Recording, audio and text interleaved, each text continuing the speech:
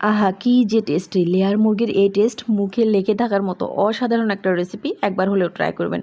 আর বানানোটা এতটাই ইজি, কি আর বলবো, ঝটপট বানিয়ে নেওয়া যায় আর খেতে তো অসাধারণ। তো কথা না বাড়িয়ে রেসিপি তৈরি করা যাক। শুরুতে এখানে আমি 500 গ্রাম লেয়ার মুরগি নিয়েছি।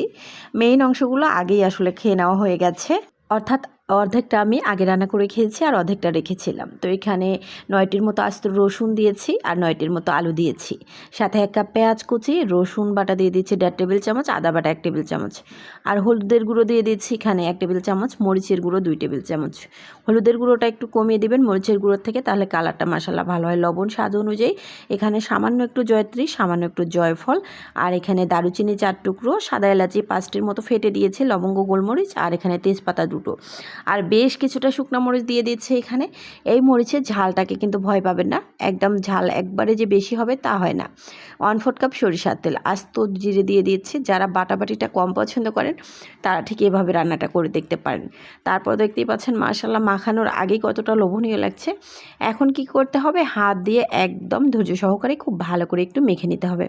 যারা ভয় পান তারা কিন্তু সরাসরি কুকারে দিয়ে তারপর একটু নেড়েচেড়ে দিতে পারেন, যে কোনো কিছুর সাহায্যে, তাতে করেও হয়ে যাবে। তো আমি প্রথমে খুব ভালো করে মেখে নিচ্ছি। এভাবে আমার বিশ্বাস কখনোই হয়তো বা লেয়ার মুরগির রেসিপিটা আপনাদের খাওয়া হয়নি, একবার হলেও ট্রাই করবেন, ইনশাল্লাহ ভালো একটা টেস্ট পেয়ে যাবেন। তো যদি ভালো লাগে রেসিপিটা, একটা হলো লাইক কমেন্ট শেয়ার করে দিয়ে আমার পরিবারে যুক্ত হয়ে যাবেন। তো দেখেন মেখে নেওয়া হয়ে গেছে। এখন আমি প্রেশার কুকারে বসিয়ে দিচ্ছি। রান্নাটা না একদম ঝামেলা ছাড়া, যারা মানে শর্টকটে আর কি ভালো রেসিপি চান, বা শর্টকটে কম সময়ের মাঝেও দুর্দান্ত একটা খাবার তৈরি করা যায়, তাহলে কিন্তু এইভাবে লেয়ার মুরগিটা বানিয়ে নিতে পারেন। ভেজাল ঝামেলাটা একেবারে কম, কিন্তু দেখা যায় দ্রুতই হয়ে যায়। তারপর এখানে আমি 3 কাপ মতো পানি অ্যাড করেছি, কারণ এটা আমি ভুনা করব না, ঝোল রান্না করব।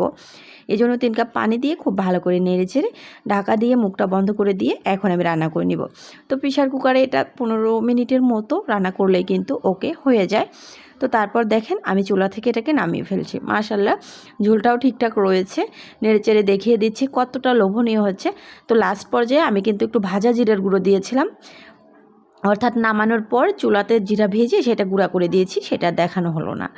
সো যাই হোক, রেসিপি ভালো লাগলে লাইক কমেন্ট করবেন, আবার বলছি, আর একবার হলেও প্লিজ ট্রাই করে দেখবেন। এতক্ষণ রেসিপি দেখার জন্য অসংখ্য ধন্যবাদ। ভালো থাকবেন, সুস্থ থাকবেন, দেখা হবে পরবর্তী ভিডিওতে। আল্লাহ হাফিজ।